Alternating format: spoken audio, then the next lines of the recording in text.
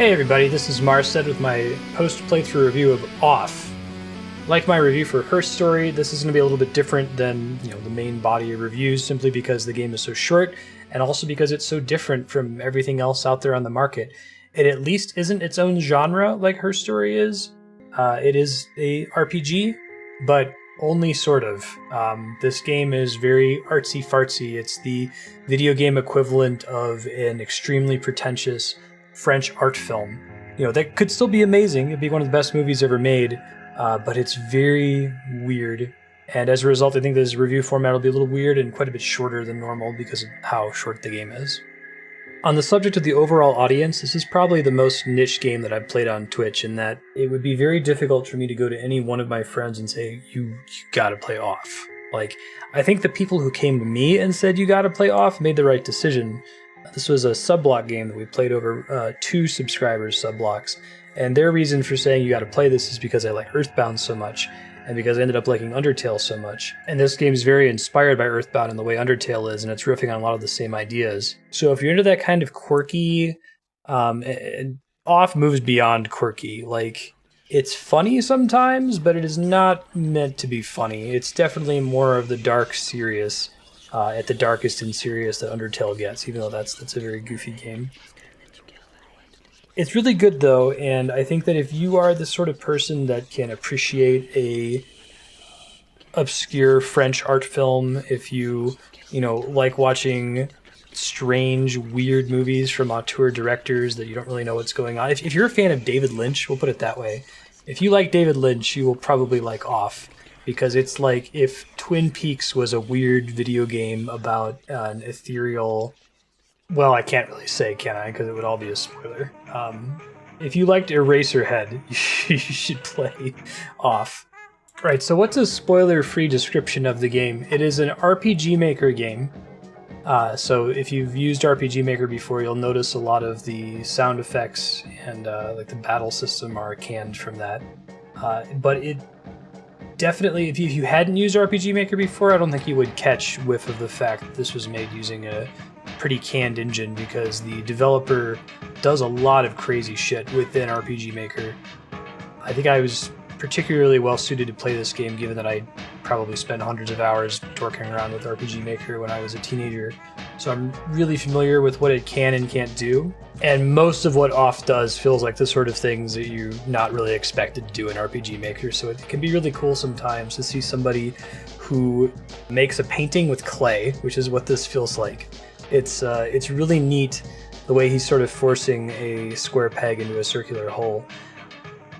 It's an RPG in the sense that there are battles, and there's a battle system, and that you have gear and equipment, and that from turn to turn you select actions, but none of the combats are particularly difficult. They're fairly trivial. You can get through almost all of them by just spamming the attack command, and that's not to the game's detriment. It's just that it's not about the combat part. The combat's relevant to the story, but it's not. You're not playing it for the combat like you might in a game like Final Fantasy or even Earthbound. Perhaps more important are the game's puzzles. It has a lot of puzzles, some of them very, very clever indeed. They're fun to solve. I think that if you're into puzzle games and you're just looking for interesting puzzles, you could play Off and probably overlook its very weirdness and still have a pretty good time. So yeah, I would describe Off as a puzzle JRPG that's very loosely inspired by Earthbound and has kind of a French art film feel, or a David Lynch Eraserhead feel. A typical 2-hour session, and the game's only like 5 hours long, so you'll beat it in 2 such 2-hour sessions, but you'll probably move through a zone. There's a few zones in the game, which are interconnected areas with a common story and often common puzzles. You'll solve a bunch of puzzles, you'll get into some battles, you'll probably get to maybe 1 or 2 boss fights in a 2-hour session, and you'll learn more about the game world and about the story so far. So, pretty similar to what you'd expect in a standard JRPG, with just a much heavier focus on puzzles than on combat and on dialogue. There is dialogue in this game. It's very bizarre dialogue. It's been localized pretty well. The game was originally written in French, and the English version comes across just fine. In fact, there's a lot of quirks that come across well in English. That's pretty surprising. It's sort of like Earthbound in that respect, where that game was quirky, written in its original Japanese, and they somehow managed to get that quirk to come over to English without it just seeming like it's a bad translation. Cathartic milestones are solving puzzles, I would probably say. I mean, beating the bosses too, but the combat's so trivial in this game that really it's getting through an area and solving the puzzle that's going to make you feel accomplished more than anything else. Oh, subsets of audience. Achievement gamers, I mean, it's probably satisfying for an achievement gamer to beat this game. It doesn't really have a lot of side content, though. So if by achievement gamer we mean someone that wants to find everything and do everything there is to be done, I think that's just going to happen as part of the main playthrough. I don't think I missed terribly much optional content in my playthrough, and I was moving through it at a pretty brisk pace. But if you like beating games, it's worth beating this, and it's a short enough game that you can knock it out pretty quickly. So, well, I wouldn't say it's particularly targeted at achievement gamers, especially since the game mechanics outside of the puzzles are not terribly robust. You know, they're more there on the surface of the story. I still think you could play it, even though it's not necessarily targeted at you. Exploration, not necessarily in the sense of you looking for all the nooks and crannies and branching paths and side paths, because there aren't too many of them. But exploring the world is definitely interesting. Each map feels pretty different, despite kind of following the same art style and RPG Maker constraints. So I think that if you're an explorer, what you're looking for here is the next very odd character or the next very odd enemy, or what the next puzzle is going to be about and what it's going to look like. For flavor, yeah. In fact, I would say that is what Off is. It is a flavor game. Like, to the detriment of achievement, exploration, mechanics, well, style polish. It's pretty stylish and pretty polished, especially for an RPG Maker game. We'll talk about that in a second. And hype, like, possibly to the detriment of most of those things, this game is all about its flavor and about it being a weird, French art house story. I can't really go into details without spoiling what's going on in this game, but I don't really even know what's going on in this game. So if you're into games for a weird story and you like trying to piece together what's going on, I don't know, the creepy feel to everything. It's definitely not a horror game, but it is horrific in the same way that the more I'm thinking about it, the more Eraserhead is a really good comparison. It's nothing at all like Eraserhead, in its plot construction or in its featured characters, but it's got that feeling where it's not meant to be a horror story, but it's pretty scary and it's unsettling is maybe a better word for it. So yeah, I think if you like flavor, and specifically if you like that kind of flavor, that like to be unsettled by something, you should play Off. As I said earlier, the mechanics aren't particularly robust, or maybe robust isn't the right word. It's that the battle system just kind of exists because it's there for storytelling purposes and not because it's an interesting battle system with interesting choices. There are some skills that are better than others, and there's some, interesting optimization that goes on there, but for the most part, you could remove battles from Off and it would fundamentally be the same game. It's mostly a cinematic thing, like they want to make you spend more time with certain NPCs in a way that doesn't just use dialogue. I think where the mechanics start to get interesting is in the cutscenes, the world map, the puzzles in particular. These all do crazy handstands with RPG Maker. If you're the kind of person who's ever played RPG Maker, you probably are into mechanics, because that's what RPG Maker is all about. It's letting people play around with RPG mechanics, and this game does some really crazy stuff in that engine, stuff that shouldn't be doable in that engine. And I remember having my mind blown several times, like, wow, they really kludged this thing together and did something crazy when I didn't expect that they'd be able to. So yeah, I think that it's good for a mechanics gamer if you're into weird mechanics, more so than you're looking for a really tight battle system, or you're looking for really tightly designed puzzles with a lot of great conveyance. It's less about that, and it's more about seeing what crazy things somebody can do in an engine that's not really designed for their crazy goals and ideals.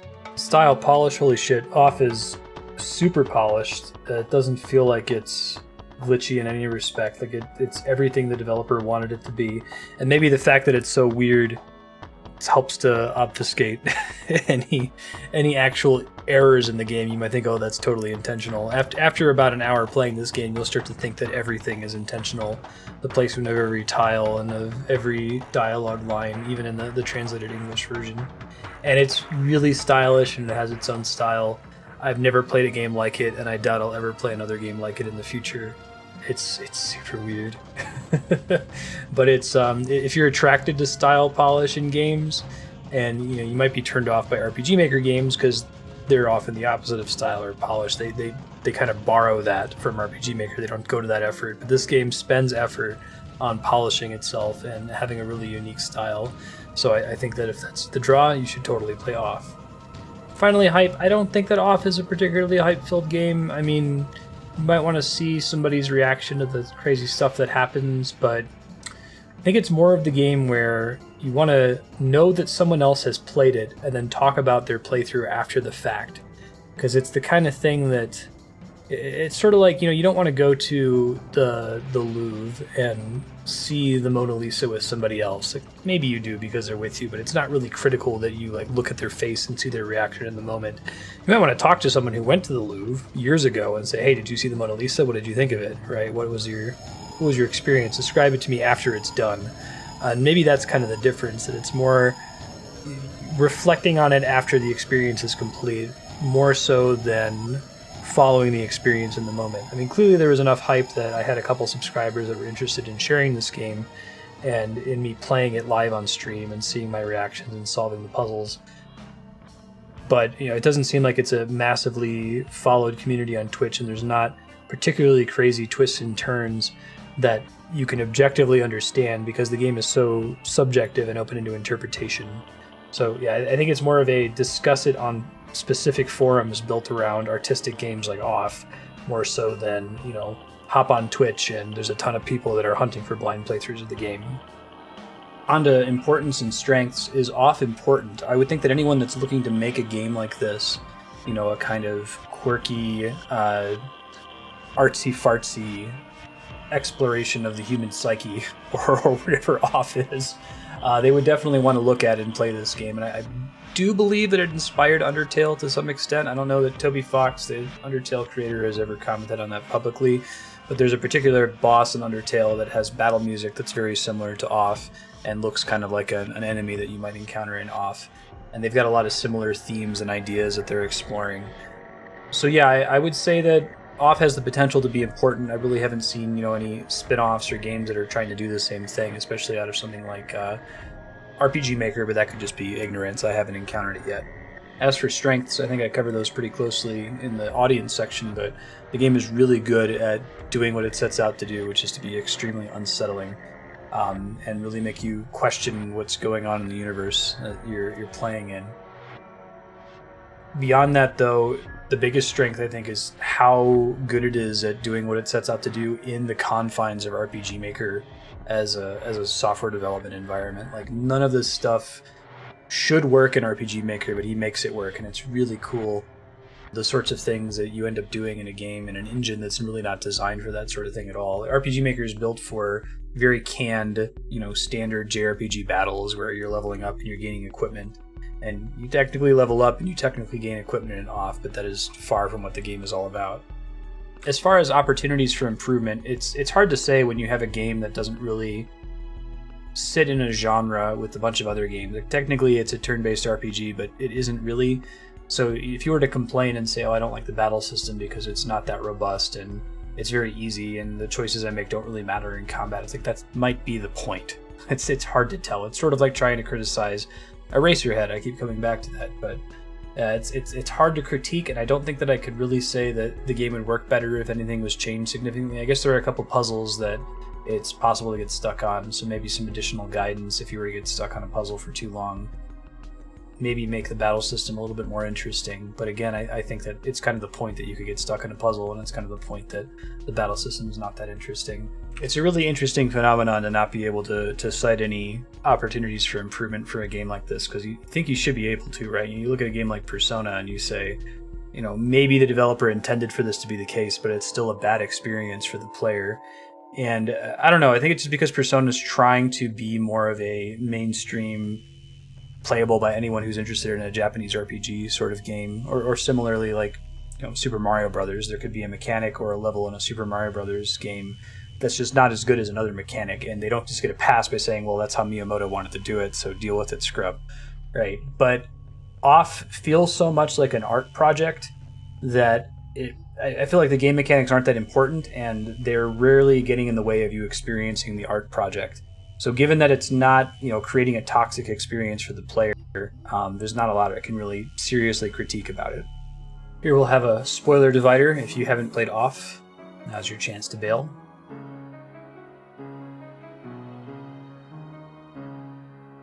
And we're back. So standout moments in Off. The boss fights were all really creepy and really cool.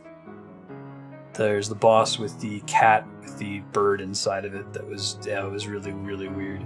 It was weird, but it was perfectly unsettling. I was a pretty big fan of basically all the puzzles. I ended up having to take screenshots of most of them and try to figure them out in a side tab. That was pretty cool. And the whole focus on the player, the person holding the controller, being different than the character that you're controlling, the batter, is a neat idea. And that's kind of the Earthbound inspiration. You also see that in Undertale. I'm a big fan of that concept of trying to break the fourth wall and say that no, you and the player character are not the same thing. You're different entities that have different influences over the game world.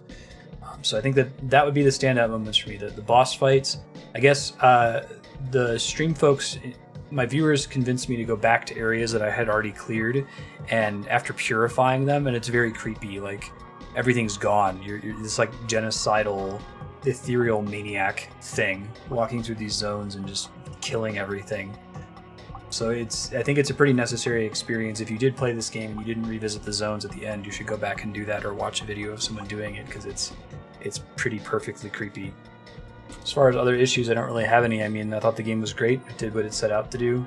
It's a nice, short, concise experience.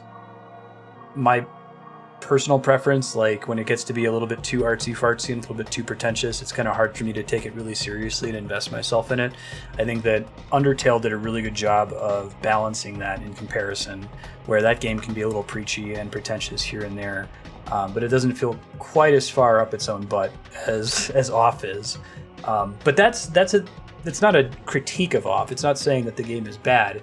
You know, there's a certain kind of art that is very specifically meant to be up its own butt, to be pretentious. That's Braid is another good example. Jonathan Blow is an absolutely amazing game designer.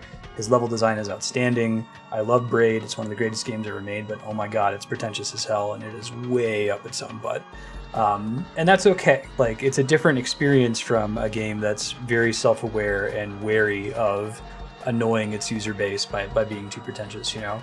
So it was a cool experience. I'm glad it is the way it is. And to my final thoughts, if you're into quirky RPGs, if you like Earthbound, if you like Undertale, if you're into art house projects, then I think you should play Off. And I think you'll have a good time with it. Thanks, everybody. See you next time.